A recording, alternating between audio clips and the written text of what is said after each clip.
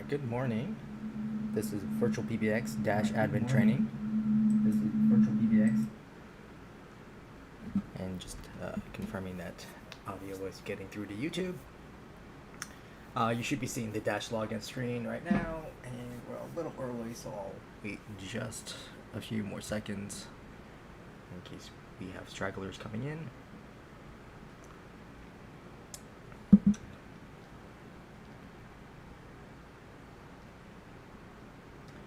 So to get to this page, it's just dash.virtualpbx.com.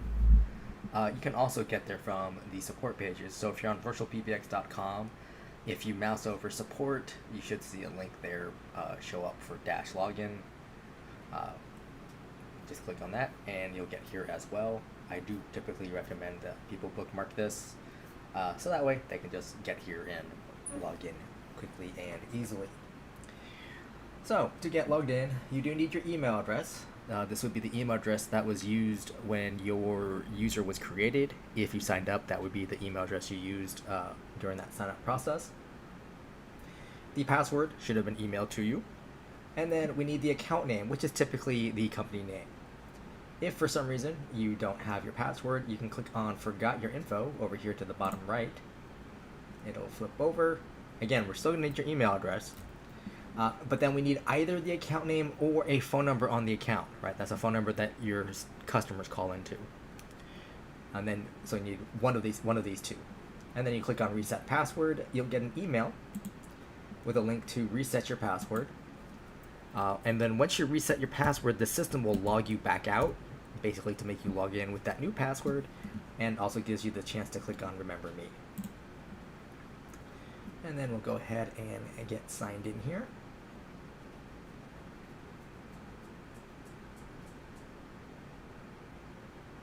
Always takes a little bit to get loaded.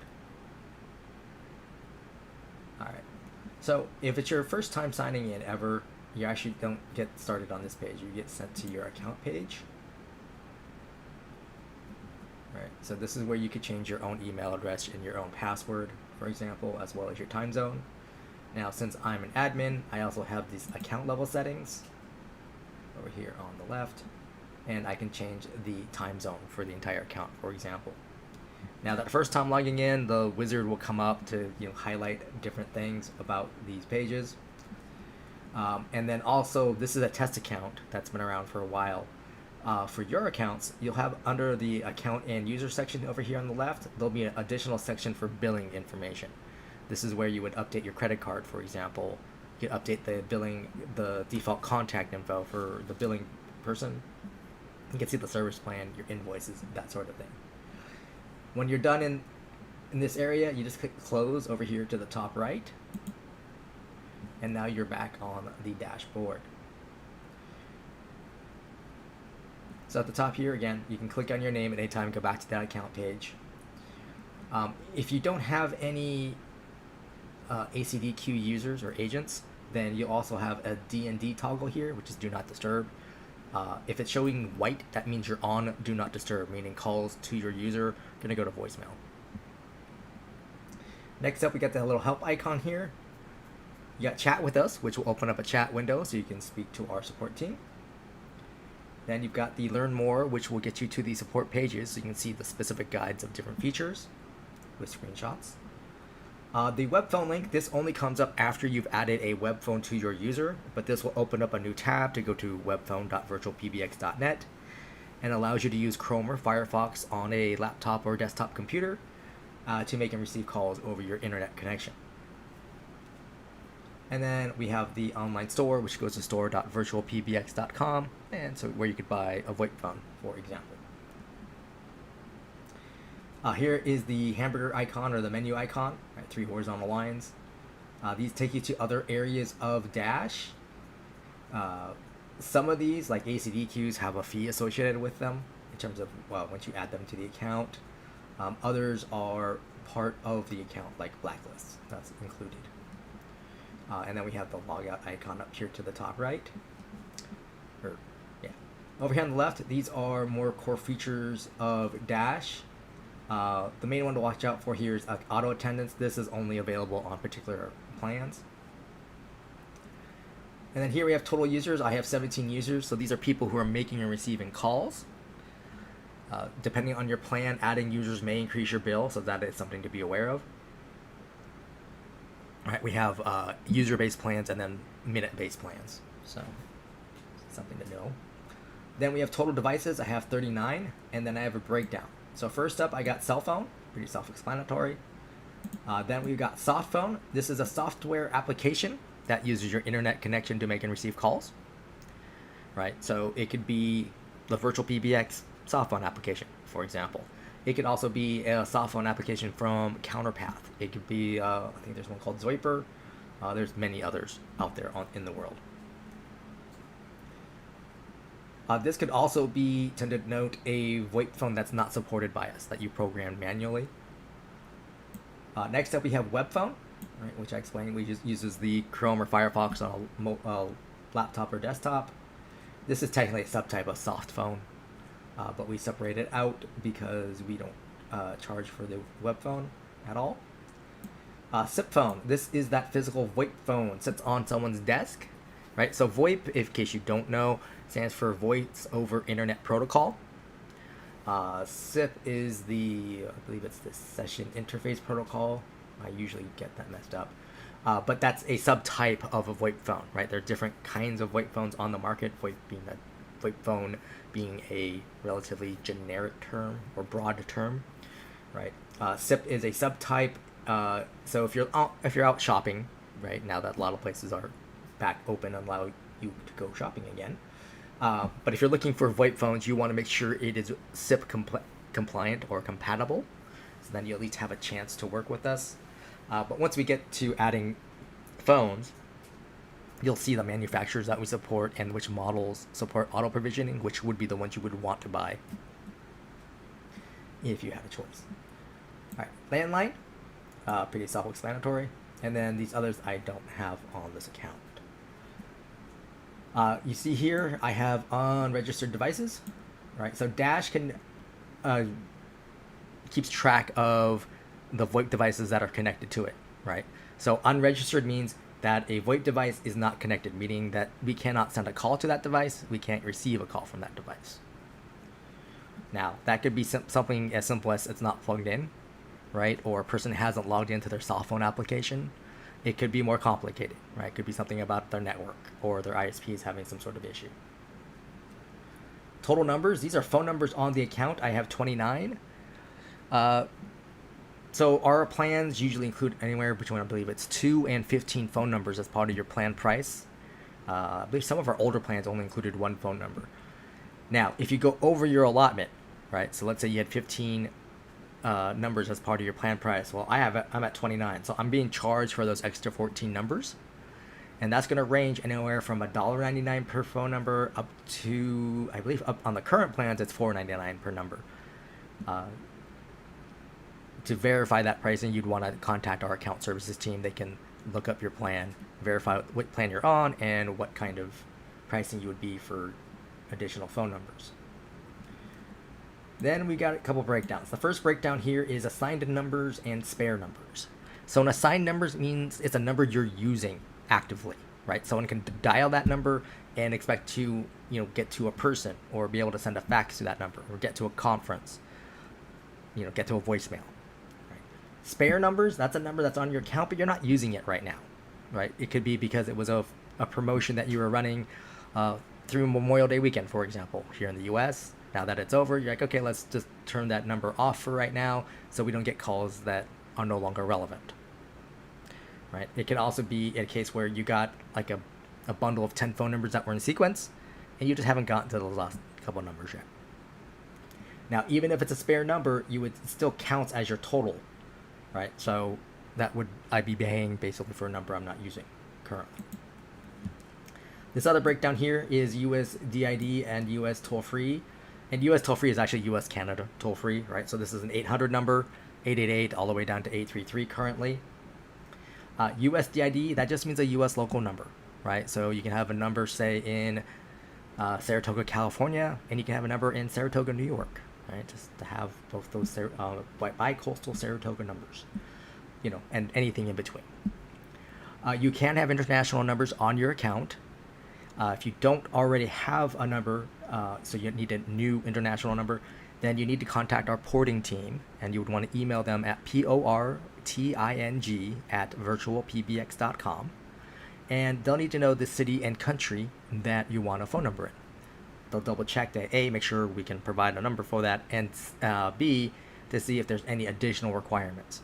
Right? Like Germany, for example, they want proof of presence within the city that you want a phone number in, right? Like a utility bill is typically enough for them.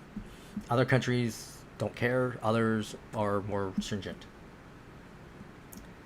Next up, we've got conference bridges. I have 8. That just means I have 8 users I have enabled conferencing on, meaning they're hosting a conference, right? They're the moderators. Over here to the right, I have main numbers. So all these numbers, they route to the same location. They'll have the same in greeting, for example. They behave in the same manner. Conference number, you can have multiple conference numbers, but this is the phone number that people would dial to access your conferencing, whether they're your staff members or they're outside of your company. The fax box number, this enables faxing on the account. And this is your inbound fax number. You can currently only have one main fax box phone number, but there are other ways to have faxing on this system. The company directory, this download link simply downloads a text file that has your users and their extension numbers. The softphone directory, this is for use with the VirtualPBX desktop softphone application. You would download this file and then upload it to the desktop softphone app, and this will allow you to see presence of your other users making use of the softphone, right? So I predominantly use the desktop softphone app, and I can use it to see, oh, coworker Mike is on a call, so I can't talk to him about a feature that's coming up and that I need to write documentation for example, right? Whereas like my boss Jeff, he's not on a call, and I can give him a call so we can talk about a particular issue that we're helping a customer with. That sort of thing. All right, storage right here. So just for being a Dash customer, you get a discount when you buy anything through our online store. And then lastly, we have the account realm. You use this for a couple things. One, it's one of the key pieces of information to program or provision a soft phone application that's not from VirtualPBX, right? A third-party soft phone, or if you're using that third-party soft phone credentials to program a VoIP phone. The other thing the realm is used for is for sending a fax out. So on Dash currently, sending a fax out is via email. So you create an email with the email address that you use to log in with, right? Your account, your username. In the to field of that email, you put the plus sign, the number 1, area code and phone number you're faxing to, @ symbol, and then your account realm. And then you simply attach a PDF or TIFF file and click send. You don't need to type in the body of the email. The system's not going to look at the body of the email. It basically looks at the to field and the attachment, right? Look at the to field because it needs to know where it's going and what account it's coming from. And then it grabs the first attachment and tries to convert that into analog signal to send it out to the fax machines. All right, up here at the top, we have caller ID. Now this pull down, you can select any of your main numbers. Unfortunately, this streaming software sometimes doesn't allow me to make use of the pull downs properly. But you can select any of your main numbers. Whichever number you select, that becomes your default number for a couple other things that I'll try to point out as we go through. Then we have the company caller ID name, or CNAME. You have 15 characters, including spaces and special characters, that you can add here. Now, once you click Save Changes down here at the bottom, that information gets sent to the other carriers that support CNAME, right? They update their servers. That can take up to 3 business days. Unfortunately, that's all we can do, right? This is called the provisioning aspect of CNAME. So we send out the information, the carriers update it. When you make an outbound call on your VoIP phone, that's the information that gets sent out, right? This phone number and this CNAME information. That information travels along with the call over various carriers to get to the destination, right? Whoever you're dialing. Now, if any of those carriers in between us and who you're calling doesn't support CNAME, your CNAME information will not go through, right? Most importantly, the carrier or network that destination phone is on, right? That carrier has ultimate control about what shows up on as part of caller ID on their phone's networks, or on the phone's displays on their network, right? This is why, like on your cell phone, for example, you sometimes see your cell phone provider puts like spam risk or telemarketer, right? They're the ones putting that in there, not the person calling you, just so as a service feature. Additionally, when you make test calls on CNAM to cell phones, not every cell phone provider provides CNAM for free. I know for instance, I use AT&T, and I can add that for, I believe it's part of a bundle for $10 a month. I personally don't find that necessary, so I don't pay for it, but that's something to be aware of. All right, company emergency or E911 information. This address is associated with this phone number, so if someone picks up a VoIP phone and dials 911, this is the address information sent to emergency services. So one, you want to make sure this is a correct address. And another thing to keep in mind is that each phone number can have a different address, and you can assign that to individual devices. So if you have many staff members working remotely, right, you can have the correct address associated with them, so that way when they call 911 from their soft phone, for example, or their physical VoIP phone, the right address shows up with emergency services. So any changes you make here, you would click on Save Changes.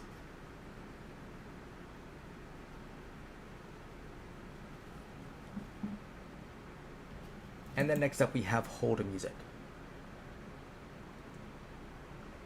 Now on Dash, hold music is after a call has reached a user and they have pressed hold on their VoIP phone. That is when this hold music file will play. You can upload your own file. Just find it on your computer.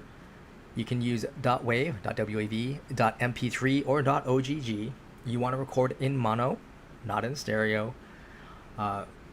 Typically, we suggest 16-bit PCM, and you want to keep the file size currently under 1 megabyte. Right, so you'll find the file, you would click on the little upload icon here, this blue and white up arrow. Once it's finished uploading, you would click on Save Changes. Likewise, if you have many files already uploaded, this is a pull down, so you can select on an already existing file that you uploaded previously. Now, hours is part of main number, and I'm just going to click on main number. We're just going to go down main number in order instead of a slight skippage. And this page usually takes a little bit to load, so please bear with me. And here we go. All right, so first up, we got our main company numbers. Now, I can add from my spare number list, right? So if I want an additional main number to show up, right? I can also buy a new number. So toll-free will start here. Right, you pick your preferred toll-free prefix, click on search, and then you see the numbers available, and you can click add, and you can add multiple if you want to, right? But you have one in the cart, it shows the number, I can remove it from the cart, and when you're done, you just click on buy numbers. Right, now the system's verifying that the number was truly available, and then it's adding it to my account and activating it.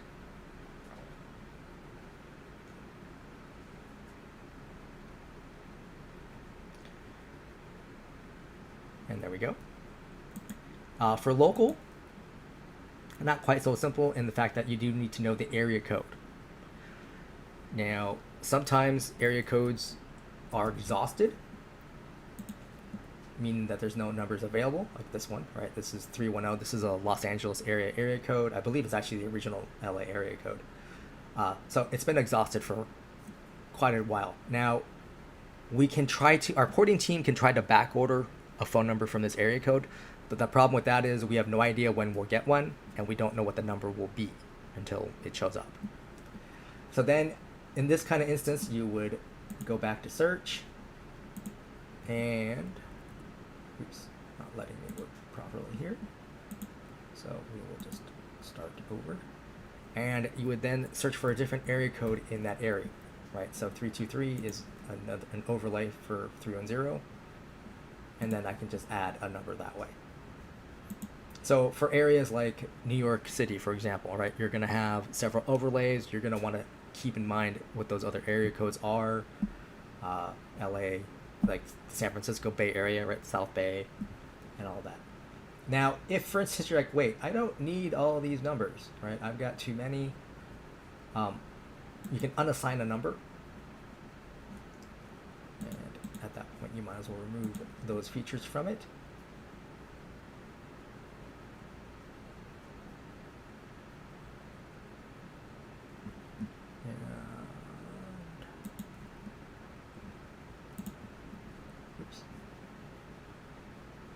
Now, when you unassign numbers, you're not deleting the number, right? You're just making it an unassigned number, so it's still on your account. So that means once it's unassigned, though, you can assign it someplace else where you want it to go, whether that's for a user, a group, etc. Or when we get to it under numbers, we'll be able to remove it from the account completely and thus save some money on the bill. Now, for each of these numbers, you see this little gear icon. You can click on that.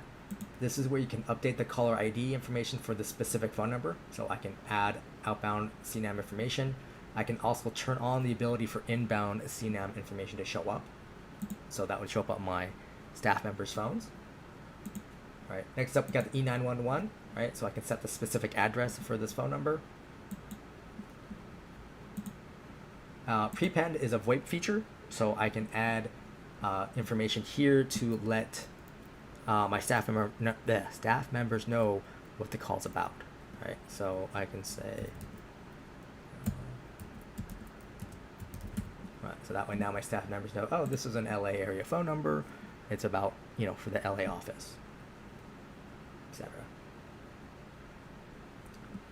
All right, next up we have office hour strategy. By default, new accounts start off at 24-hour open office, meaning your phone numbers aren't going to ring busy. But you do still need to do some setup to make sure calls can route properly. Because some office hours, that means you're not open 24/7. You have open hours and closed hours. When you do that, for each day of the week that you're open, you put a check mark, right? So in this case, Monday through Friday. And then in the middle here, you set your open hours, right? In 24-hour or military time. So I open at 8 a.m. and here I'm closed at 4:30 p.m. and I'm in the Pacific time zone. I don't know if it shows up on YouTube consistently, but just at the bottom here, you have the option to say if you're closed for lunch. Right? You put a check mark if you are, and then you include your lunch hours. And then any changes, you click on Save Changes. Next up, we have office holidays. So if you're closed for holidays, you put a check mark over here on the left. And then on the right, you click on Add Holiday. You have the options for single day, date ranged, or advanced. Right, single day, it's like right here, like we have for President's Day. You give it a name, and then you select the month and the date. Date range, we have like here for Christmas. Right, so I start December 23rd and December 26th. Now, one thing to keep in mind for date range, there's no year indicator here. So you want to avoid a date range that includes a New Year's Eve and New Year's Day.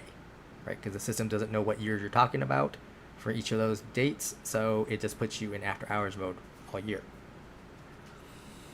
And then for the advanced option here, we have retreat, right? So I'm saying the first Friday in July, we're on holiday, right? It's company picnic day. So unfortunately the pull downs don't work here, but you have the months.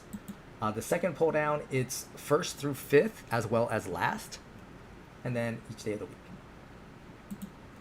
And then you would click on Save Changes. Now, obviously for holidays that the date changes, like President's Day, for example, or Memorial Day,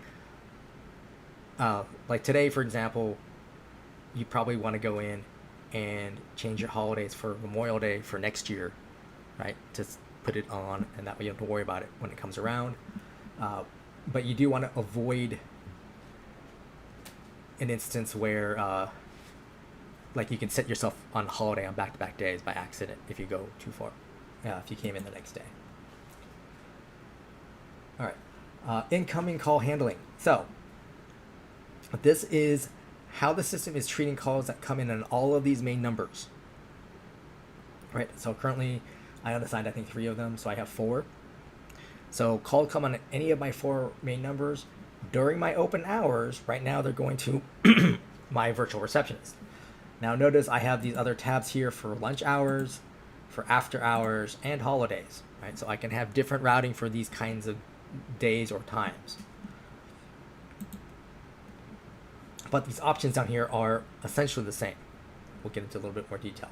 So first, calls from my main numbers are going to my virtual receptionist. If I click on this will open up the virtual receptionist itself. And you see on the left, this is my main menu. This is what people press on their phone to navigate through the phone system. You can remove a route by just clicking on the X to the right, or you click on add route to add another route.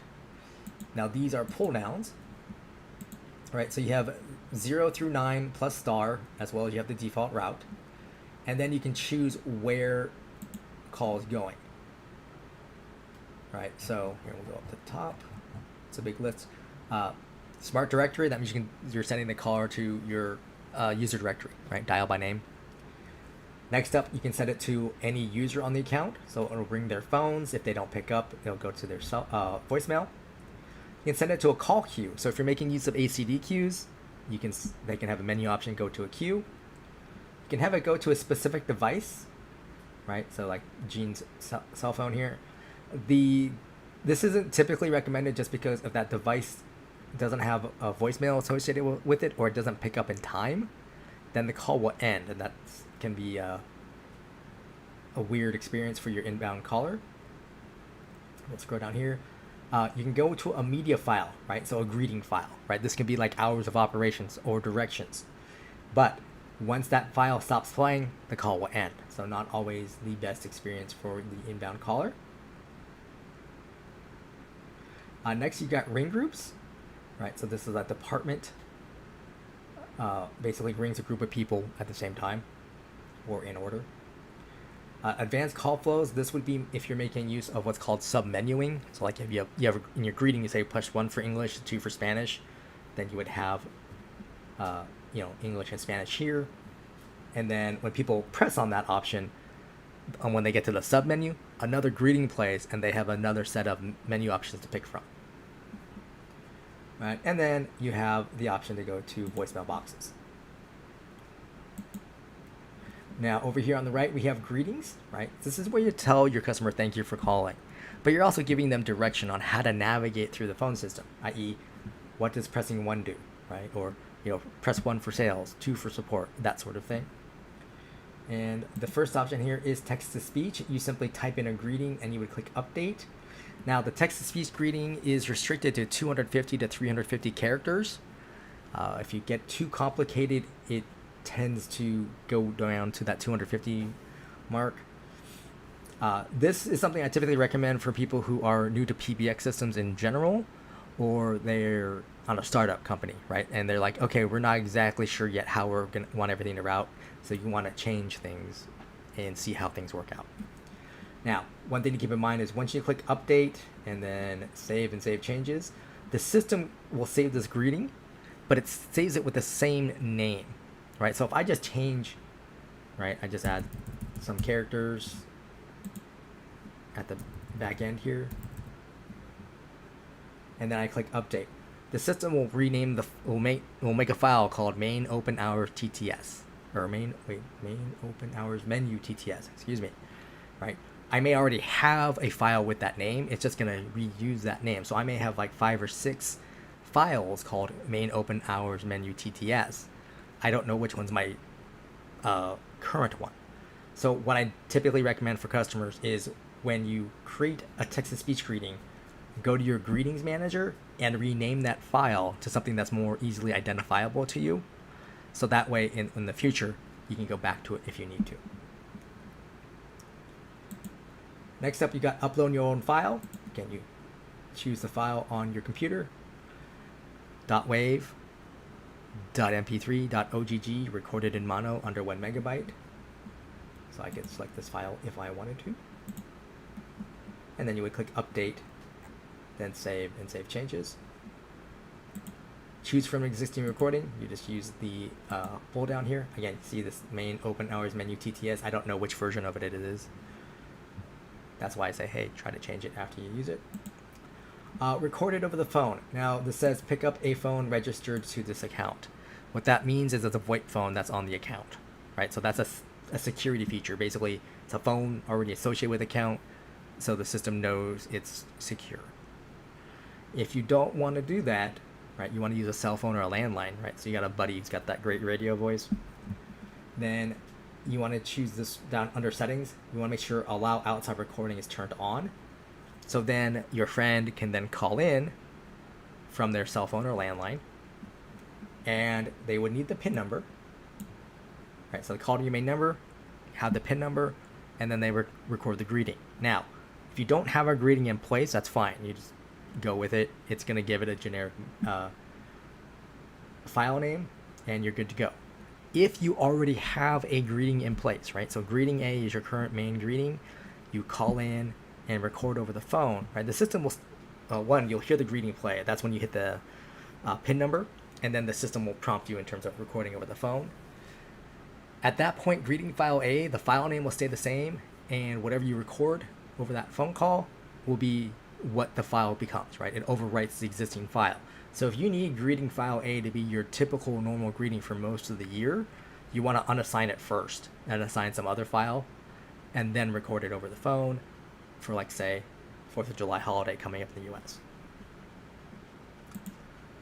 You have professional recording services. When you click order, this will take you to Snap Recording's website, who we've partnered with. They have about 100 voice actors and actresses to choose from. They have a variety of different versions of English, Spanish, and French. So you can also do multilingual greetings. They also have hold treatment, which is a mix of a music file and a script being read by one of their voice actors. They handle their own billing. They typically deliver via email, and then once you get the file, then you would simply just upload your own file. All right, so now we've got settings. So number of retries on missed dial. That means if the inbound caller presses an invalid option, right? If I have 0, that means they only get that one chance, and then the system will either send them to the default route, or if there's not a default route, it will end the call. Right? If I put a 1 here, they get 2 tries, right? The first initial try, and then they get that retry option. Right? Dialing timeout. This tells the system how long to wait after it hears a button press, right? So inbound caller comes in and presses 5. The system will wait a count of 10, right? So 10 seconds, and says, "Oh, that's what you really meant," and then sends you to menu option 5 if that exists. If it doesn't, then you get the invalid entry message. All right, allow outside recording. I mentioned that under the recorded over the phone. Allow dialing extensions. If this is turned on, when your inbound caller reaches the receptionist, they can enter an extension number, right? So that's where this would interplay with the dialing timeout, right? Because you want to give enough time for people to enter an extension number. Typically 10, I think, is long. I usually set it around 2 or 3. And then suppress playing of invalid entry. If this is on, that means, or actually here, if this is off, what happens is if I press, let's say I press number 7, right? That's not currently listed as a menu option. After the system waits its 10 seconds, it will say invalid entry. Now, with 0 mistries, that's going to end the call. Actually, that's going to send me to the smart directory because that's the default route. Now, some people don't like that message being played to their customers, so then you would turn this on. So now when I press 7, instead the system will just automatically send me to the default route, and I try to dial by name directory. Now, any changes you make, so main menu, greetings, or settings, right? You would click on Save, and then Save Changes. You need that Save Changes here under the incoming call handling to make sure that change goes through. All right, next up we got the call comes in, I'm offering it to Aaron, and then if he doesn't pick up, it goes to the virtual receptionist. This is your live operator option, right? This is a pull down, so I can select from any user. I can send it to a call queue. I can send it to a specific device. You can send it to a media file. I don't recommend that just because that can be confusing to your caller, right? Because they're getting 2 media files, one here, and then they'll get one when they get to the virtual receptionist. so I don't recommend that, but I'm sure we have customers who do make use of that. Right? You can send it to a group, so I can send it to my receptionist group, for example.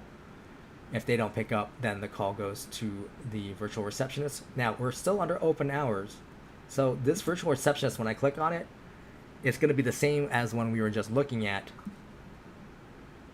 because again, they're both under open hours. So just because I set it up here, it's still valid on this second option. One thing to keep in mind is when calls are being offered to this receptionist group or to a user, it's only going to go for 20 seconds. That's not always enough time for calls to route to a cell phone, so that's something to be aware of. Option 3, call being offered to Aaron. If he doesn't pick up, it goes to his voicemail. Right? You have the same options here, right? So you can send it to users, you can send it to groups, you can send it to a media file, you can send it to a specific device, as well as groups. Oh, and you also have the option here to skip the voicemail. So typically, this option here, when you have it go skip the voicemail into a specific voicemail box, I typically see that under a holiday kind of setting. Right? Everyone's off for the holiday, so we're just sending calls to the voicemail. And then this is advanced call flows. Because I have multiple attendants on this account, so I can send calls to one of my other auto attendants if I'm so inclined. Now, as I said, under these other tabs, right, I still have these same options, but the virtual receptionist, for example, will have different settings, right? It will have its own greeting. You can have these settings be customized as well. You can add your own routes, so it can go to different people during your lunch hours if you're closed for lunch, right?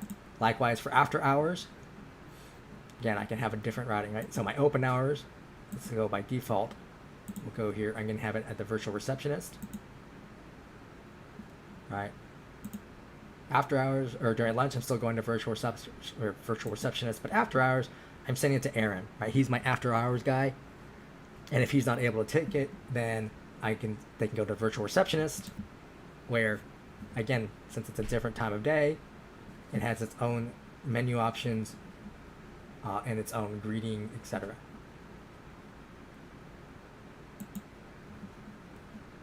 And likewise for holidays, instead here, I'm just saying, hey, go to this voicemail box because we're out of the office.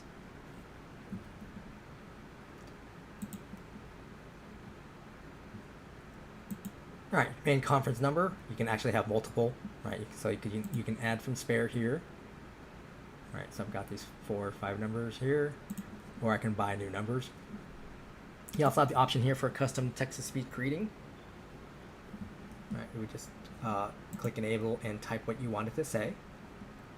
Even if you don't have the custom greeting, the system says welcome to the conference. Please enter the conference room number and then the PIN number.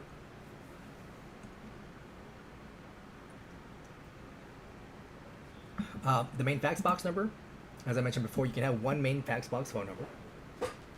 So if you didn't have one here, you would either add from spare numbers or buy new. Once you have a phone number here, you can click on edit the fax box. Now on this account, this fax box is unfortunately broken. That just has to do with, it's because it's a test account. On your accounts, when you open it, there'll be a pop-up box. It'll have 2 fields. The first field is for incoming notification, or inbound notification, excuse me. Right? You put an email address there, and whenever an inbound fax comes in, that email address gets an email saying, hey, fax came in, and here's an attachment in a PDF form, so you can click on it and look at the fax. Now, one thing to keep in mind, if someone dials your fax box number, right, here's fax tones and hangs up, right, they dialed the wrong number, like, ooh, I didn't want to, hear fax tones. That inbound notification email address will still get an email saying there was a failed fax attempt. So that's something to be aware of. The second field is for outbound permissions.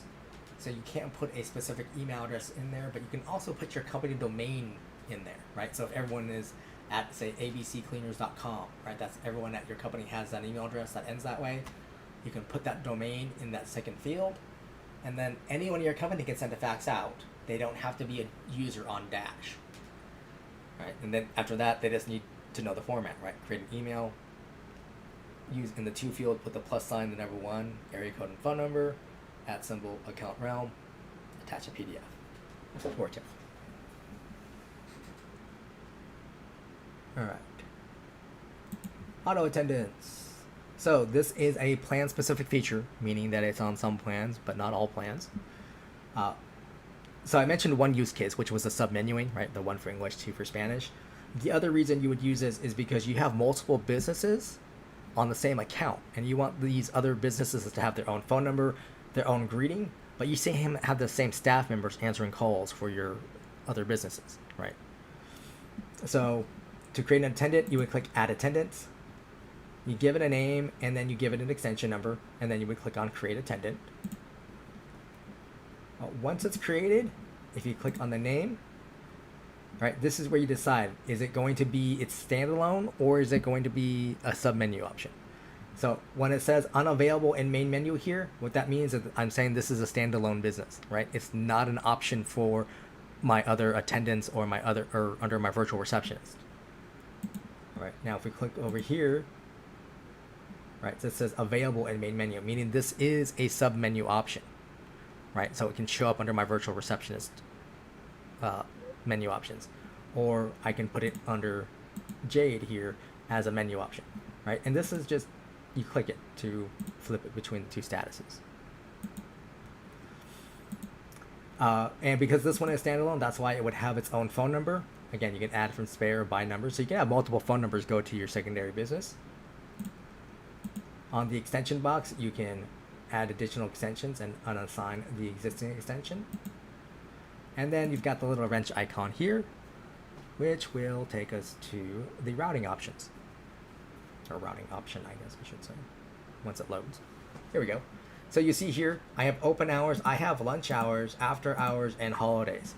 These times, right, so the open hours, lunch hours, and after hours, that's all going off of what we set up under main number.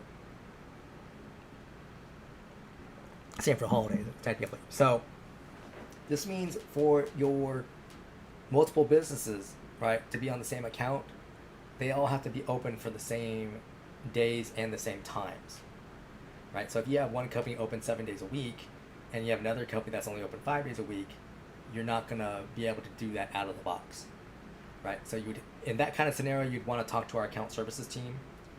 They'll get the full scope of what you're trying to do and see if that means we need to do an advanced configuration for your account, which typically has a one-time setup fee, or if it just makes more sense to have two separate accounts for those businesses. Now, this is a virtual receptionist, right? So you click on this link, you'll have the routing options, you have the same greeting options, and the same settings that we just went over, right? So you set all of that up for the way you want it, click on save, and then you would click on save changes. And you do that for each of these times of day for that attendant. Likewise, you can do that here as well as for, even though this is a submenu option,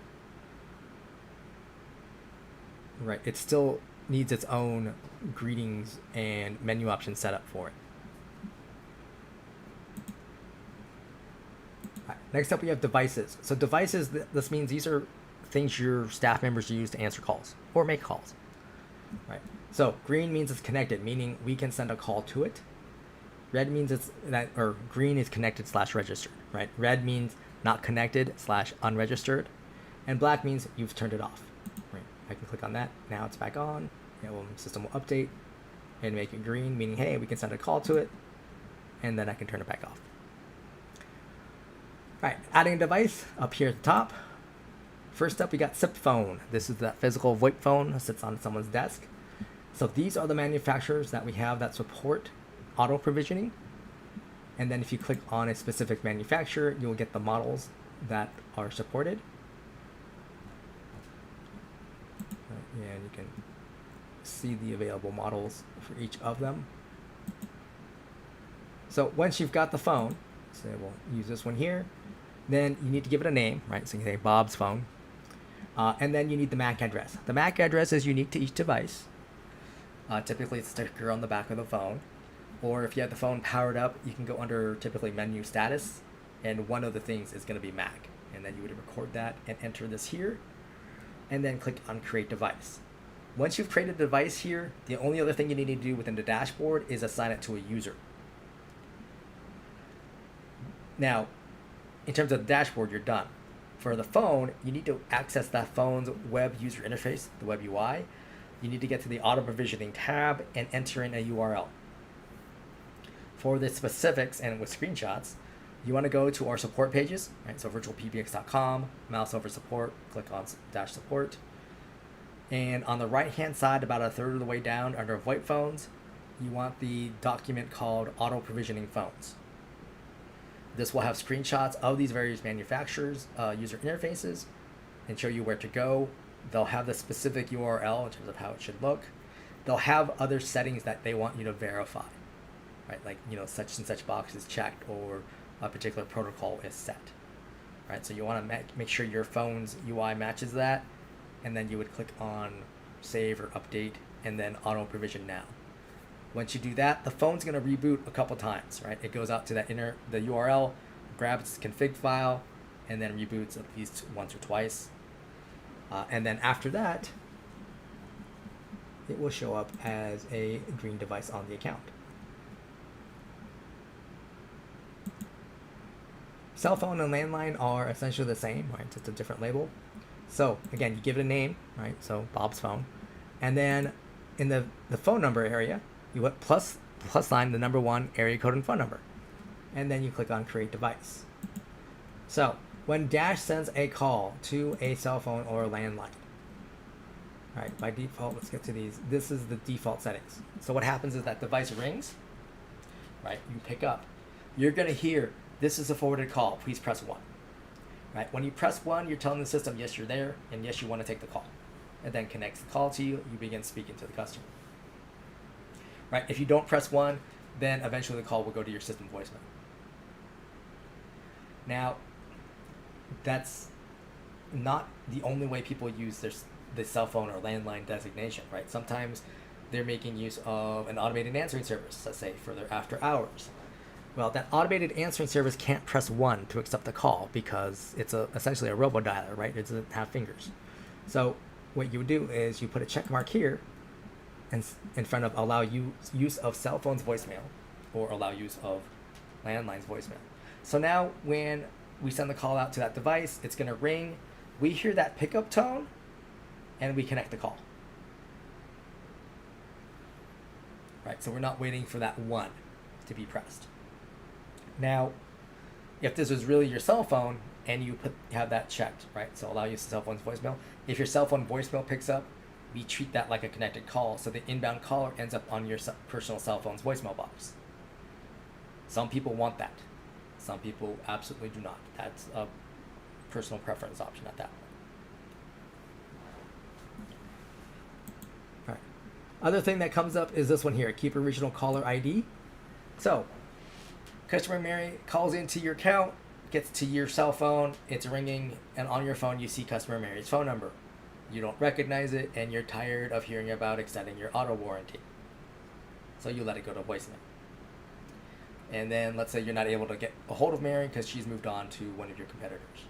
So what you can do is if you uncheck keep original caller ID, right, click on save changes, then the phone number that shows up on your cell phone is instead your main number that you showed up under company caller ID, right? The 702 number would then show up. So that lets you know when you look at your cell phone, you're like, oh, this is a work call. It's worth me trying to pick up and see if I can get some business, right?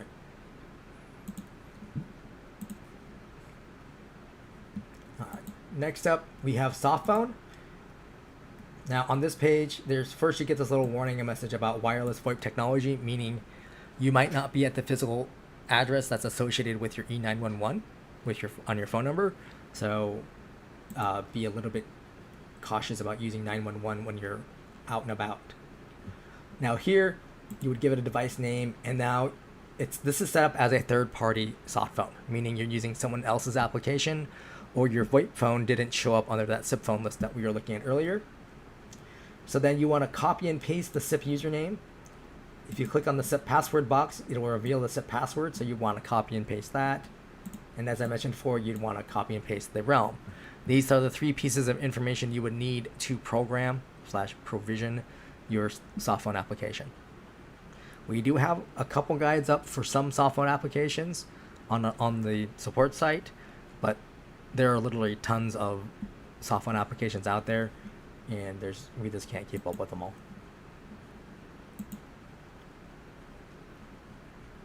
The other one you can add here is web phone.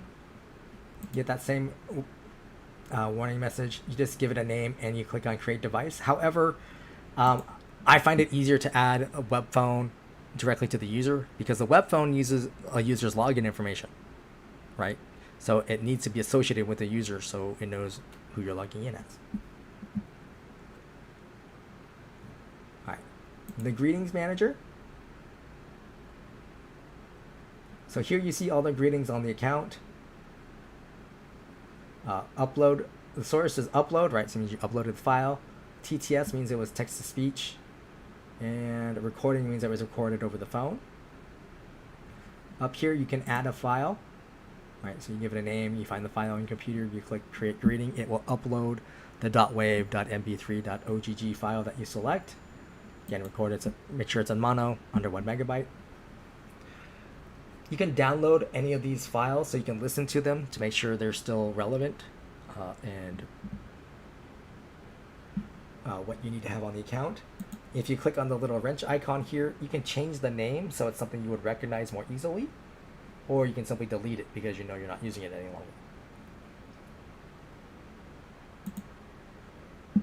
longer.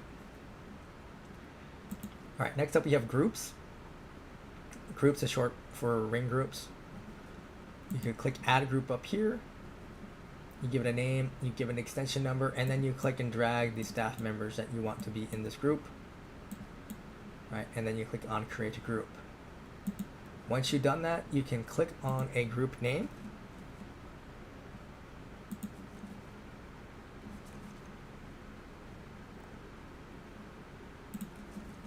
You can change the name, and then you have this group call attempts.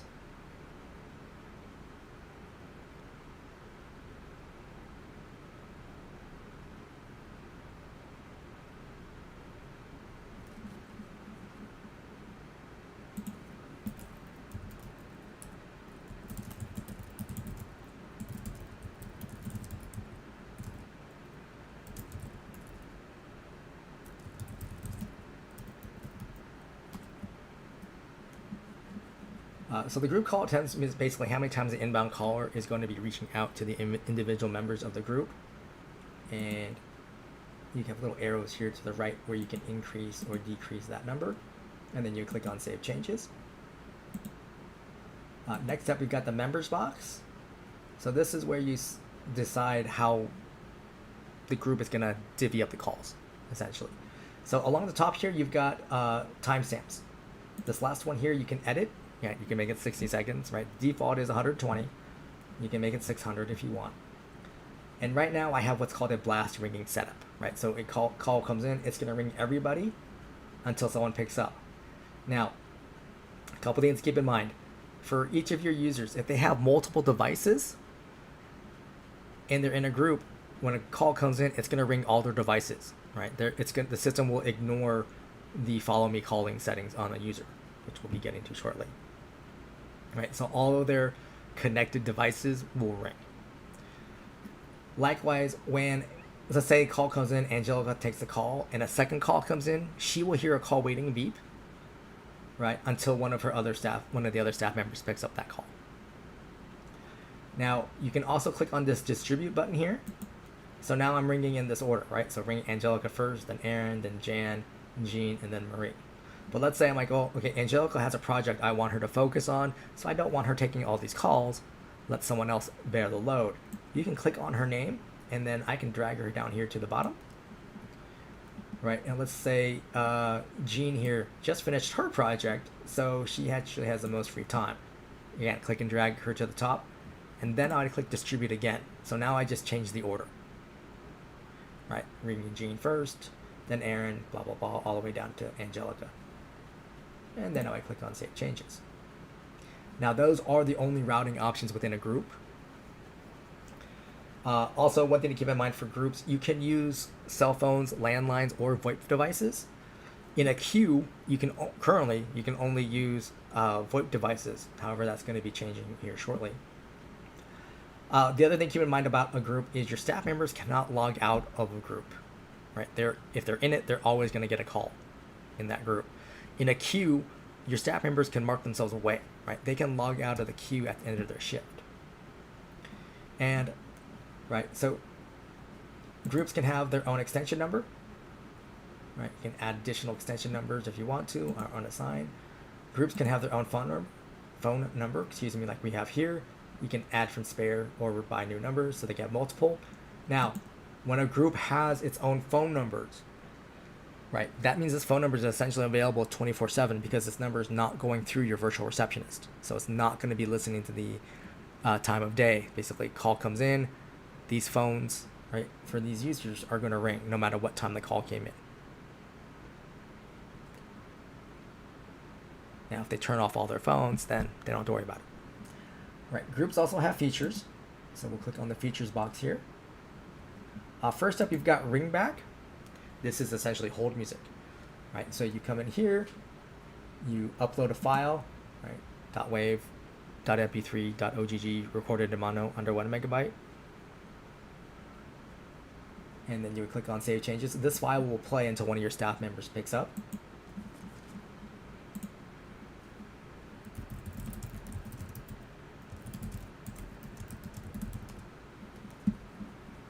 All right, next action. When you enable this, you're telling the system, if no one answers the call, where am I sending it to? Right, in this case, I'm sending it to a voicemail box, but you can send it back to your main virtual receptionist, right? You can send it to one of your other auto attendants. I can send it to a call queue, right? I can send it to a specific device, right? I can send it to another ring group. I can send it to a specific user or a voicemail box. Allow call forward. If this enabled, then you're letting your users make use of call forwarding on their devices, right? So they're not going to be at their normal phone that they use, 95% of the time. Then they can forward calls to their cell phone, for example. You do not need this enabled if you've added cell phones to all your users, for example, because that means they're already using their cell phone to answer. Caller ID prepend. This is for your VoIP phone users. You can add text or numbers in front of the caller ID that shows up on the VoIP phone's display, right? So this will give your staff members a heads up about what the call might be about.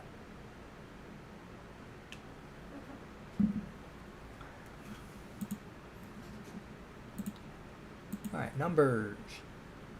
So shows all the numbers on your account and where they're ringing to. You got the little gear icon here, so you can adjust the caller ID, the E911, etc. If you go to spare numbers, right, this is where you could buy numbers, right? So I can add from local or toll free.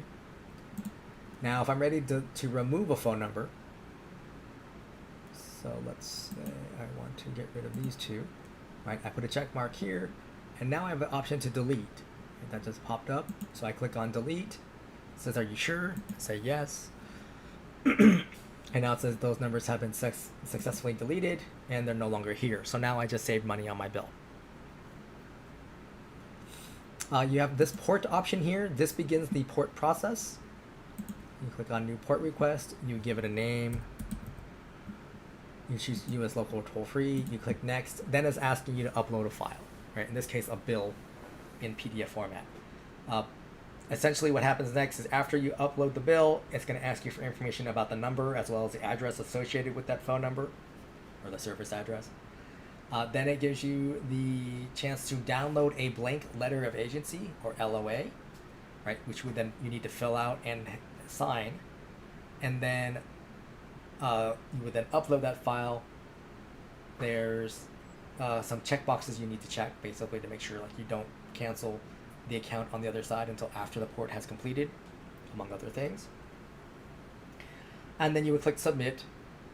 The system will, uploads both files. You should get an automated email fairly quickly, letting you know that this submission went through. By the next business day, you should get a second email from our porting team saying that yes, they did get it, and yes, they've submitted it. Here's some things to expect about the porting process. So if you don't get that second email, or for some reason like you didn't see it reach 100% complete for the submission, You can still email porting, right? So porting at virtualpbx.com, and you can attach those two documents to that email and send it to them. They'll still process the port manually. Not a big deal. In terms of the LOA, right? It's so. In terms of the information it asks for, right? It asks for the company information associated with that phone number. That should match what the current carrier has on file. And it does need to be signed, right? It can be a digital signature, but it does need, you can't simply just type the person's name in twice.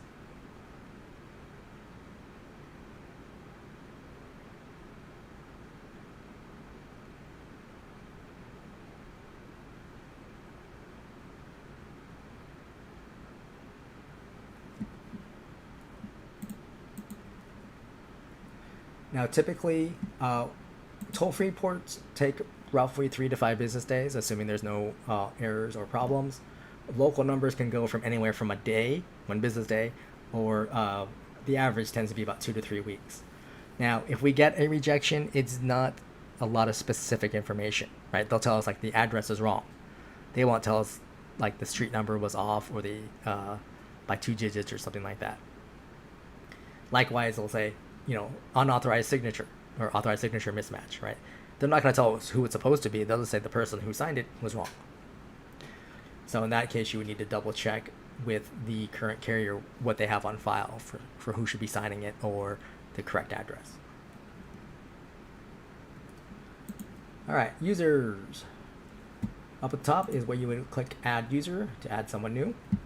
You fill out their first and last name, and then the email address used for login needs to be unique for each user. And then you create them a password, and then you assign them an extension. Now, the system here is suggesting extension 1002 because I started this system with extension 1000. Obviously, at some point, I've deleted the person associated with 1002, so now that number is available. But you can change this, right? You can simply just type in a different number, 5410, whatever. And then you have create voicemail box for this user. Basically, that means a voicemail box that you create at the same time with this user, right? It activates the voicemail box feature for the user right off the bat. That voicemail box is intrinsically tied to the user. So, for instance, after I create this user, I add a VoIP phone to them. They can pick up that VoIP phone and hit *98. Right? That's the voicemail auto login. It will take them directly to their voicemail box that I just created for them, right? When I created their user, and then it will walk them through creating a PIN number as well as creating their voicemail greeting. Right now, if you ever delete that voicemail box, there's no way to make that same tie-in to it. Going forward, you'd have to hit *97, enter the voicemail box number, and then the PIN number.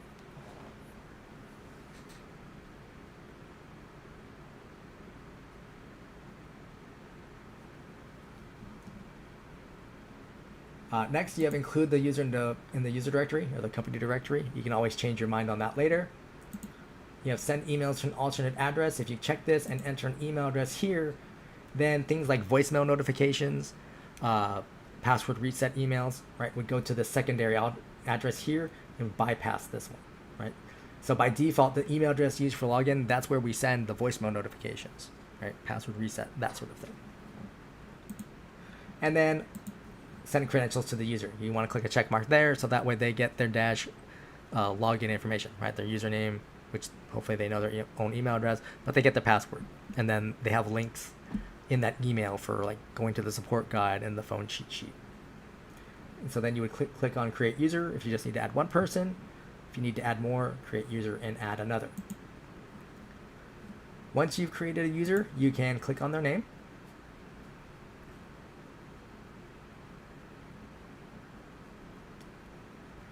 Right, you can change their name here. Right, if you click on change credentials, you can change the email address and their password. You also have the option right here to send them the password reset email. So if, like, for instance, you forgot to click on send credentials to the user, right, then you can come back in and just say click here, and then they can reset their own password. Voicemail box PIN, you can change the PIN number. And again, for those VoIP phone users, you don't have to set one up for them because they can just dial into from their VoIP phone. But for your cell phone and landline users, you do need to create a PIN number for them.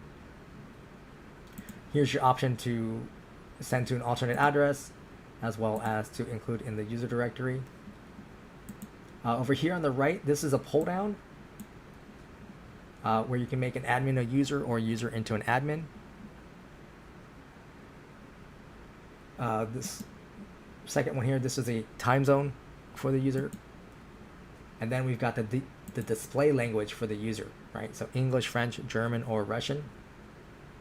And that's just how the website displays for that person. The ringing timeout by default is 20 seconds, which is plenty of time to say a landline or to a VoIP phone. However, if a person is using a cell phone, you're going to want to take this to 45 seconds or 60.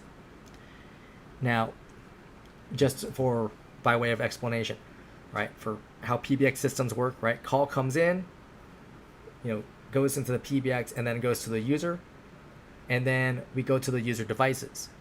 So now we send the call out to, say, a landline company, right, telecom company, goes to them. They say, oh, we know where that is, sends a call right to that device because they know exactly where that phone is. Whereas we send the call out to a cell phone provider, they say, hold on a second, we need to find them first.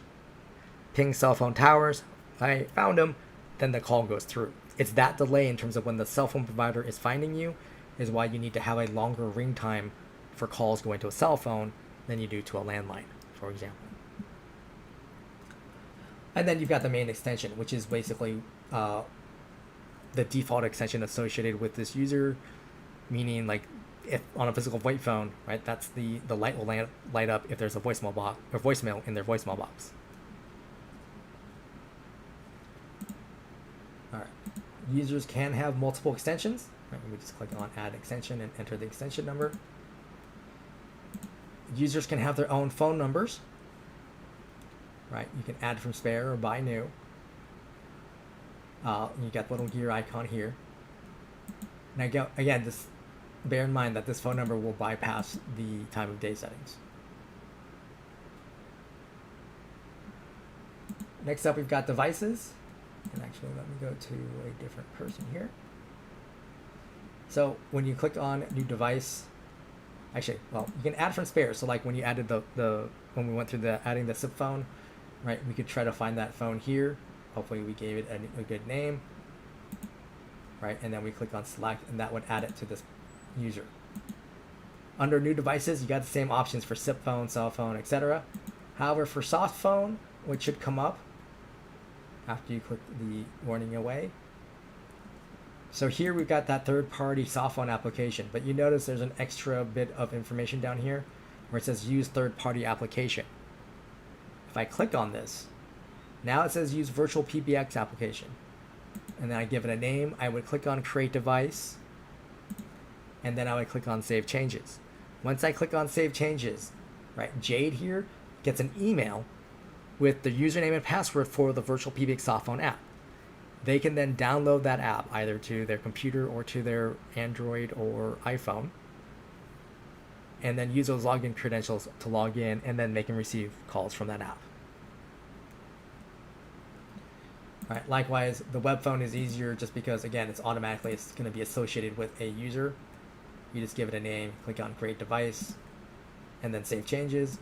And then Jade can go to webphone.virtualpbx.net and just use his dash login information to log into the web phone. And you can add any other device from this page as well. Now, in terms of user features, caller ID number only works for a user that has their own phone number. Right, so you would turn this on and select the phone number, select save changes, right? If you have multiple phone numbers for a user, right, then you would select which phone number they want to use. Call forwarding, you have off, on, and failover mode. Off, pretty self-explanatory. On, right, you turn it on, then you're saying, hey, forward numbers to this particular cell phone number, and then save changes. Now, turning call forwarding on is something your users can do themselves. They can do this via the user portal. They can also do it via their VoIP phone using feature codes. Failover mode, this is for your VoIP phone users.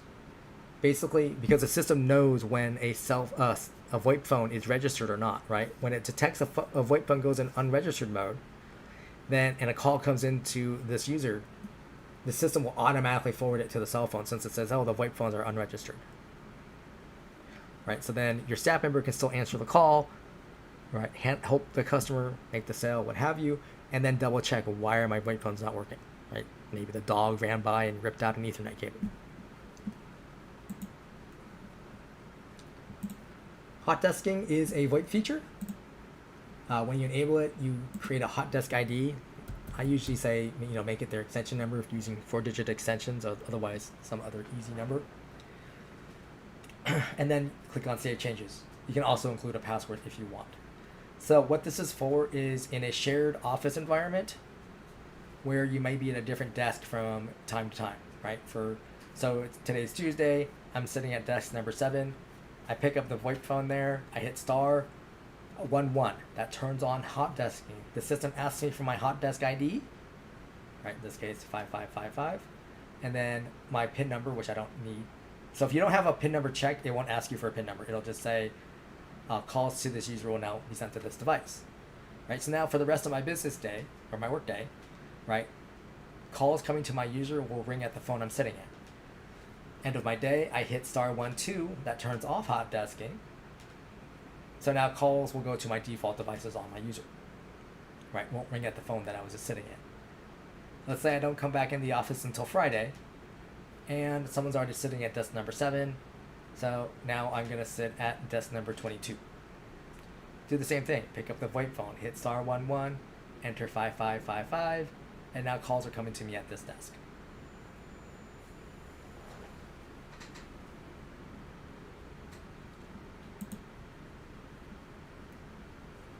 All right, voicemail box. Again, this was enabled because the voicemail was created with the user. Transcribe, this is available on some plans, so this may not be an option for you, but basically the system listens to the voicemail and then tries to type it out for you. Voicemail to email will be enabled, and it automatically attaches the voicemail to the email message. So what that means is when this user gets a voicemail, right, they get an email saying, hey, you got a voicemail, and here's some information like the date, the time, the phone number, and the extension number. And then there'll be an attachment that they can double click and listen to, right off their computer. Now, one thing to keep in mind is that voicemail boxes can hold up to 100 messages. After that, they are full. So you may want to click on this one here, right, delete messages after or from the database after notification, right? So after that email gets sent out, right, with the attachment, right, then the system just deletes it from the voicemail box, so that way you don't have to worry about the voicemail boxes getting full. Fax box. So users can have their own fax box. Click Enable. You have the option here to select a phone number, either a spare number or buy a new number. You can also use an extension. Now, I don't typically recommend an extension because that means you're relying on the inbound fax person to be able to fax to an extension to begin with, right? So if you have people using electronic fax services, not all of them support faxing to an extension, right? They just want to send it to a phone number. So if you have faxing to an extension on this user, they're never going to get those faxes because the person who's faxing, right, has to call your main number. That goes to the virtual receptionist. When they hear that main greeting, then they need to enter that extension number and then click Send Fax. Right? So on a physical analog fax machine, that should be possible, right? They should be able to have the handset and listen to it, hear that greeting, hit 399, hit Send Fax, and then put the handset down, and fax will go through. On some fax machines, you can also enter the number and put like comma, comma, or star, star to give a pause, and then the extension number. I'm old enough that, for me, sending out a fax, you go to a fax machine, you hit the phone number, hit Send Fax, document goes through, and then I walk away and get coffee or go back to my desk. Conference Bridge. When you click on this, you click Enable. That means this person can host/moderate a conference. The only thing as an admin you need to do is enter in a PIN number. And then you will click on Save Changes. Now, your users can adjust the PIN number on their user portal, which we'll be getting to later. Follow Me. This is for users with multiple devices. And so when you first enable it, it looks like this, right? It's basically what device do you want to use, device or devices do you want to use, right? And then you had these sliders to work with, like how much time do you want it to ring. Now, just like in groups, right, I can change the order and click distribute. I have my total ring time here. Again, default's to 120 seconds, so you can change it down to 60, for example. And then you would click on Save Changes.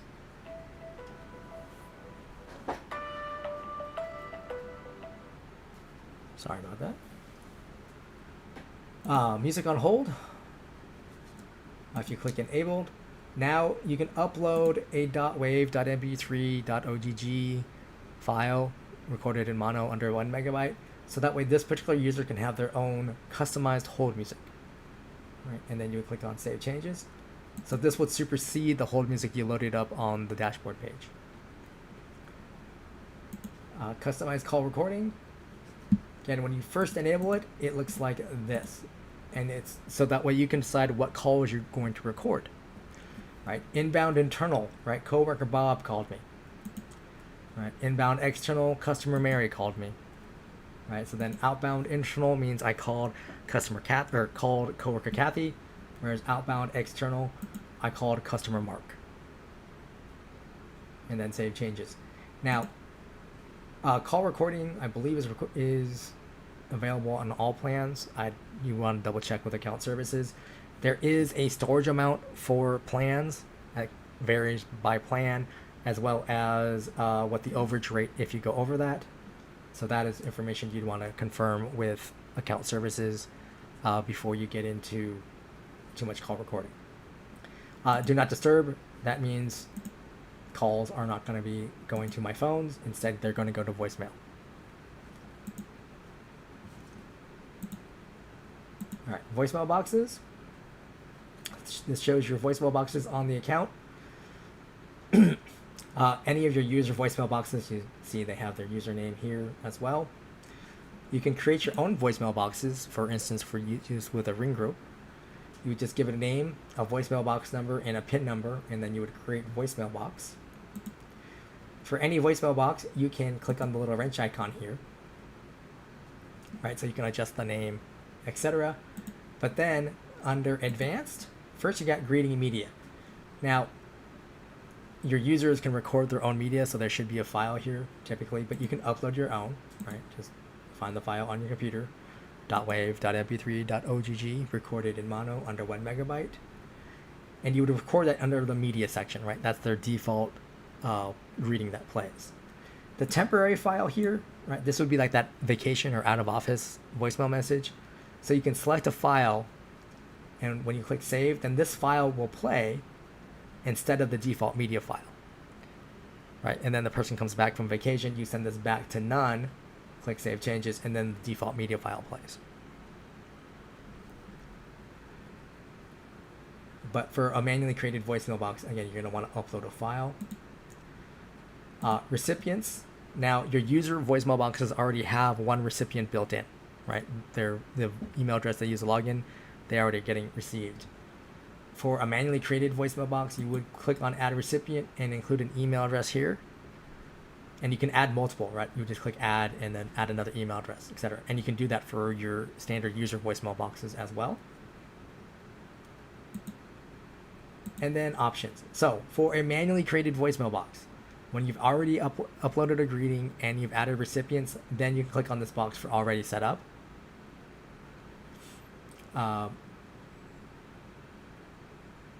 Couple of things I want to announce here. Announce only mode means this is a voicemail box that's just giving out a message. It's not going to take any messages in, right? Hours of operation, right? Directions to a location, that sort of thing. Delete after notification. Again, that means after the voicemail went out with, or the email went out with a voicemail attached to it, just delete the voicemail so it doesn't get a full voicemail box.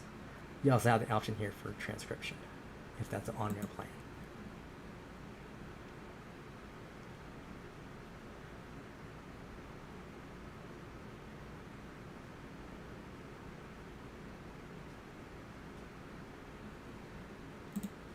All right, advanced routing. The main thing that shows up here is direct inward system access. That allows a cell phone or landline user to call into your system and log in over the phone and then make an outbound call. But when they make that outbound call, it's not their cell phone number that shows up on the caller ID, it's your company number. So first you would click on enable, and by default it just automatically creates a PIN number for you. You can also add an extension number and then click on save changes. So now I can call in from my cell phone to my main number, right, that rings to the virtual receptionist. I can then enter this extension number. It's going to ask, the system will prompt me for this PIN number. Then I'll hear dial tone, and then I enter the phone number I'm trying to reach. And again, that phone number that shows up, instead of my cell phone number, right, it's going to be this 702 number on the main company caller ID. Now, you don't have to give it an extension number. You can just leave it as is and make it a menu option on your virtual receptionist, right? So like menu option 9, if you're so inclined. And that's not something you need to actually, broadcast on your greeting, right? That's just something for your staff members to know. By default, this is not enabled on new accounts. It's something you have to request to have enabled, and that's just because if someone's able to figure out the PIN number, then they can make outbound calls on your account, and you may not know it until it's too late, right? Unless you're, basically most people would notice it on their next invoice when they have a lot of overages for outbound calls that they go, oh, we never made these, right? Now, if you watch your call logs constantly, you might notice some unusual activity. So the call logs, which I just clicked on, right, just shows your call activities. And I've already had some calls today. Right, so here I click on a call and I can see it routed, it looks like to a 489 to an 833 number, probably going on another account. Right, I see here normal clearing means a call ended normally as far as the system is concerned.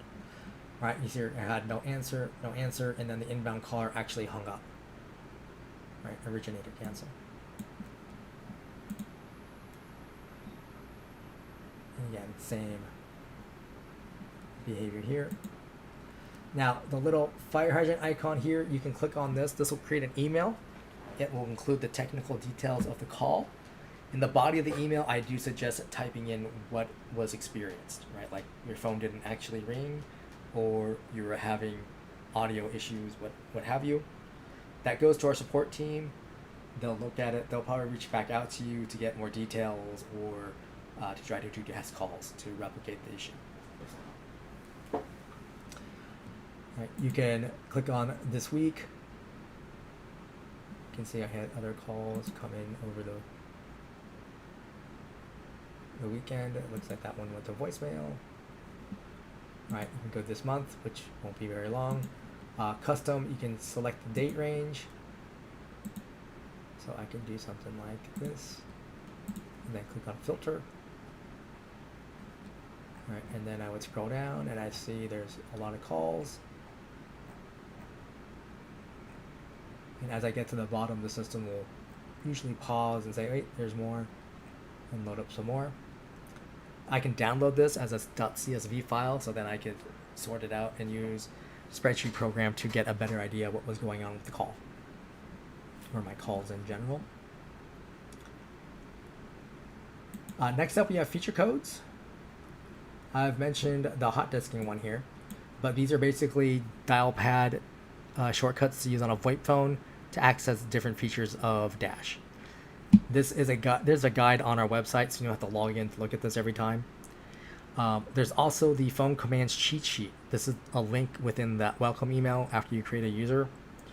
But basically it has all of these and also a short description of what it does. And that's like a single page PDF. And that's also on the support pages. It's called the phone commands cheat sheet. All right, so now we've just been on the dashboard, right? So now we're going to go over to ACD queues. Now ACD stands for automatic call distribution. Right? This is a call center feature. Depending on your plan, adding queues can be, I think it's $15 or $30 per queue per month. We also have ACD Queues Pro, which are, I believe, start at $99. Again, you want to verify that with account services. And well, this typically you would click on Add New Queue. I'm just going to click on the gear icon here of an existing queue. So you give a queue the name, and then a queue can have either a phone number or you can give it an extension number, right? Can't have both. It can still be a menu option, right, off of your virtual receptionist. And then for configuration, unfortunately the pull down doesn't show here, but this is the queue routing strategy. So most idle means whoever of my agents have been waiting the longest for a call gets the call that comes in, right? So Bob's been waiting 5 minutes, Mary's been waiting 2 minutes, Bob gets the call that comes in, right? There's also ring all, meaning it'll ring everybody at the same time. Round robin will equalize out over time among my staff members. There is least calls. This is the least amount of connected calls. So say Bob has spoken to 2 people, Mary has spoken to 5. Bob gets the next call that comes in because he's only connected to 2 people. And then there's least offers, which is a combination of missed and connected calls, right? So in that scenario with Bob and Mary, let's say Bob's been offered 20 calls, but he's only spoken to 2 people. Mary's been offered 5 calls, but she's spoken to all 5. Under least call or least offered, right? Next call comes in, goes to Mary. In those last 2 situations, right? Least calls and least offered, right? Bob and Mary, let's say they've been working for a couple hours, and then Dylan logs in. Well, once Dylan logs in, he's getting the next call that comes in under both of those scenarios.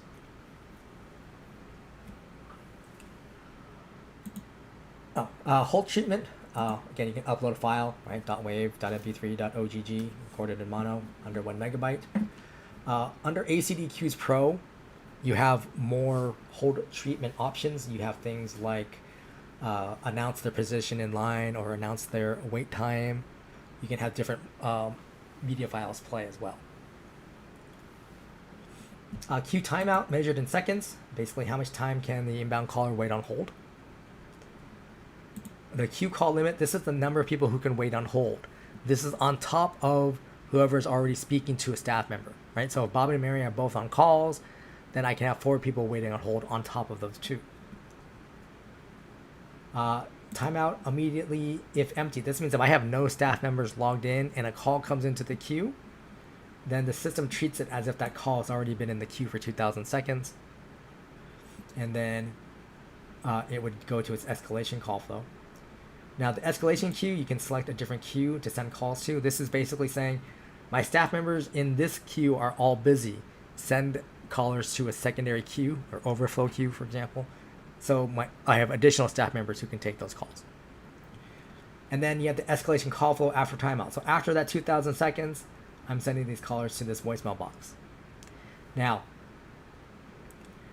when a call comes into a queue, right, the timer stays with it. So like if a call comes in here first, then goes to an escalation queue, and then goes to, say, a second escalation queue. So it's in its 3rd queue overall. The system is still tracking the timer from this first queue. Once that expires, it sends it to the first queue's escalation timeout. Something to keep in mind there. All right, agent behavior. So agent recovery time, measured in seconds, usually anywhere from 0 to 30 seconds. This is how much time the system waits to send an agent a second call from this queue after the first call is completed. Right, so Bob finishes the call, the system won't send him a second call for 30 seconds from this queue. Force away on rejected or missed, if this is enabled. If an agent misses a call, and the system will put them in away mode, and then the agent has to manually put themselves back in ready to be able to receive calls. And then agent connect timeout, measured in seconds. The default is 20, which is plenty of time for a VoIP phone, typically speaking. Right now, right, queues you can only make use of VoIP phones within a queue, right, in terms of your agents receiving a call. And then you would click on Save Changes.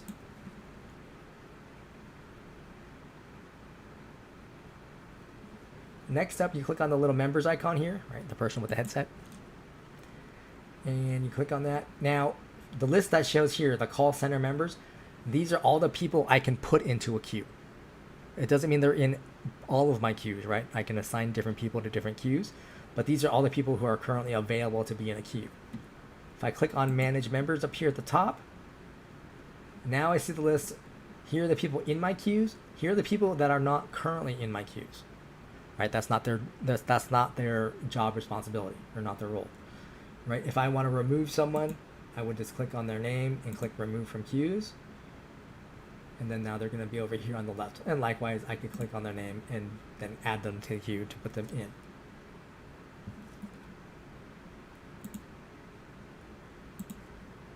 So once you've assigned members to queues in general, right, then you need to assign them to a specific queue. You see I already have Michael in here. You would click on Agents, and then you would click and drag the available people to be in the queue.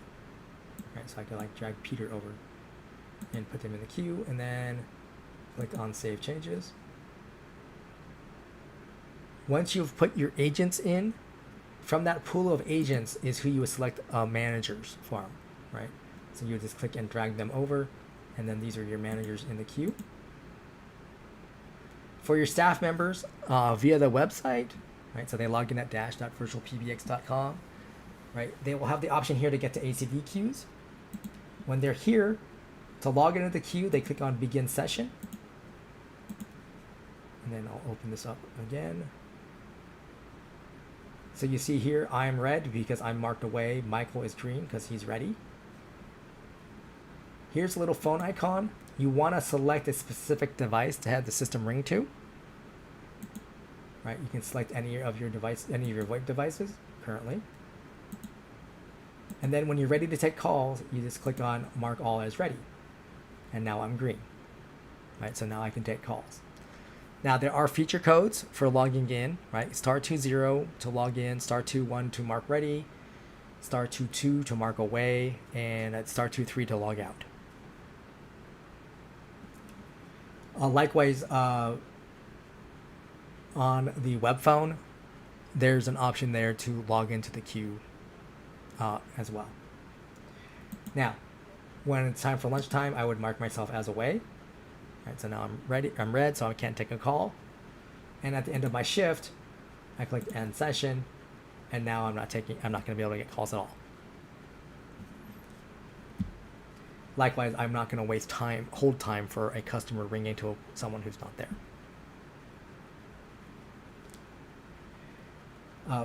In terms of ACD Queues Pro, they have another section here for performance, so you can view multiple agents together and see who's answering the most calls, what their talk times is, that sort of thing.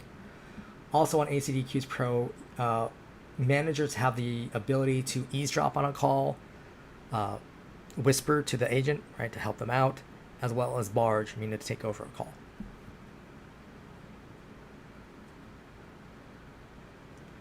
All right, blacklists. This is available on all plans. What this does is allows you to create a list of phone numbers that you do not want to allow to connect to your account. All right, so you would click on Edit Blacklists. If you don't have one in play, you would just click Add to create a new one. Otherwise, you would click on an existing list.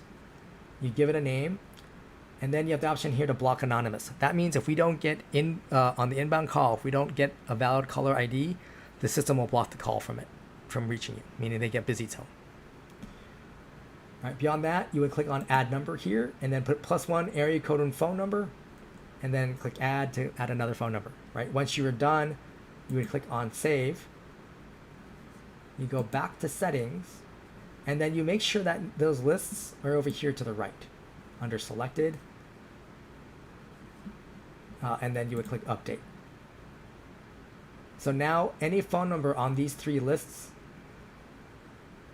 cannot connect to any of my phone numbers, right? Whether they're a main number, they're going to a user, group, queue, whatever, they just get busy tone.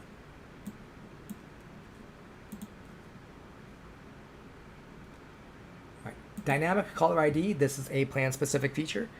What this does is allow you to create rules to change your outbound caller ID for your VoIP phone users.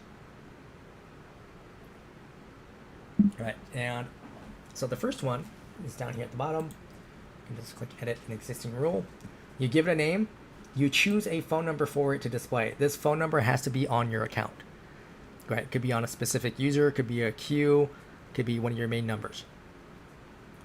And then in this case, I'm saying user feature code. So my VoIP phone users pick up the phone, hit *71, then they dial the phone number they're reaching. And when they make that call, the phone number that the person receiving sees is, in this case, this 855 phone number. The other option here is this top one here, right? So for the 408 area code, basically I'm saying whenever my staff members from a VoIP phone dial 408 area code number, this 408 phone number shows up as a caller ID.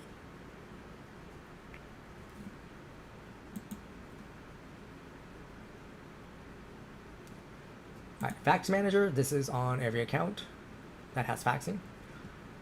You can see any inbound fax box, so basically see what they have going on.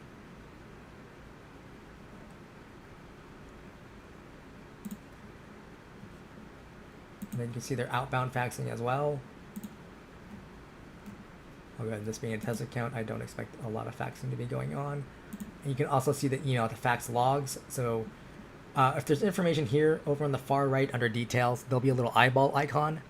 You can click on that, and that'll give you more information about why the system didn't process the email to fax.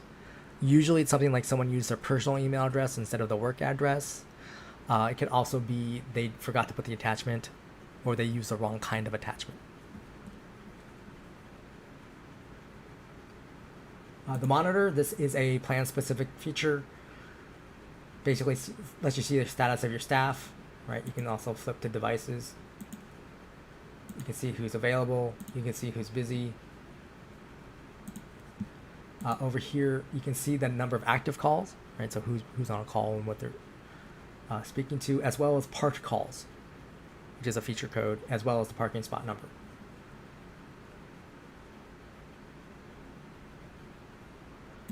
Number manager, this basically takes you back to your numbers page, but it defaults you to the spare number page. And again, you can buy port numbers as well as remove them. The recording manager, this particular link goes would show up if you have it linked, your Dash account linked with AWS storage for call recording storage, for example. Otherwise, you would just go to recordings.virtualpbx.com to look at your recordings. Reports, this is advanced reporting. This is a plan-specific feature. It's something you want to talk to our account services team about if you want to add it. Basically, what it does is allow you to create your own reports to see what's happening with your call activity.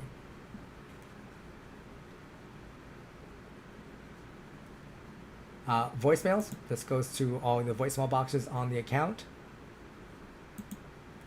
And I know I have some here. All right, so as an admin, I can see the voicemails here. I can choose to sort by listened, for example, or new. I also, as an admin, I can move a voicemail to a specific person, right? So, oh, this is on the wrong person. Let me send it to the right person. And then this is, you can mark things as new, listened, mark as deleted, or just simply delete them straight out. So in the case of you've got 200 voicemail messages in a box, you can delete them and then adjust the voicemail box settings.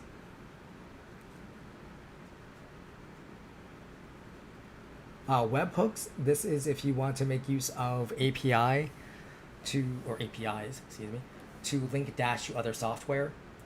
If you want information on this, you're actually going to want to talk to our sales team if you don't already have it on your account. They have some white papers and additional information. You can also go to developer.virtualpbx.com to see examples of what we have already done in terms of linking Dash to other software. And then lastly, we've got the user portal. So the user portal is specific to each user, right? So I wouldn't, as an admin, I can't get to someone else's user portal, but I can get to anything else that's on I can get to their voicemail box, for example, right?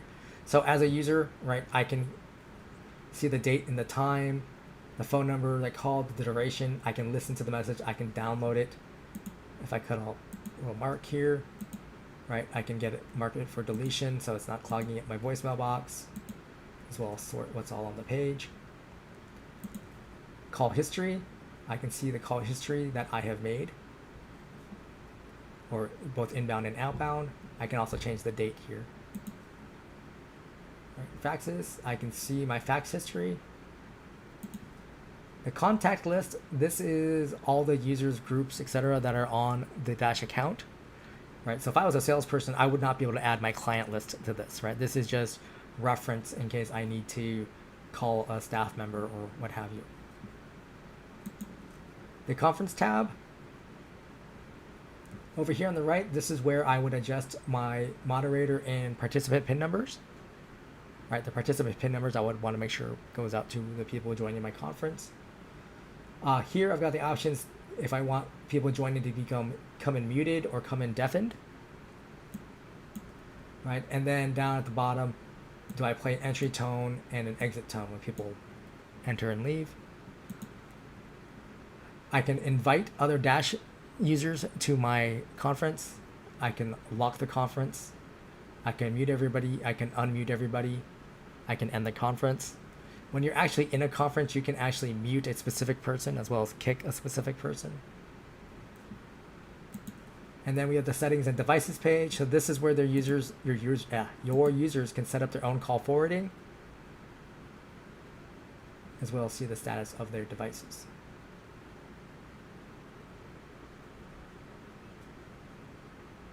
All right, that is everything. So I'm going to go ahead and go back to the dashboard. All right, haven't seen any questions, and we're actually going a little bit longer than I prefer. So I'm going to go ahead and end the stream. Again, we'll be back next Tuesday. That will be June 8th at 10 a.m. Pacific. And hopefully I'll see you there. Thank you very much, and have a wonderful day.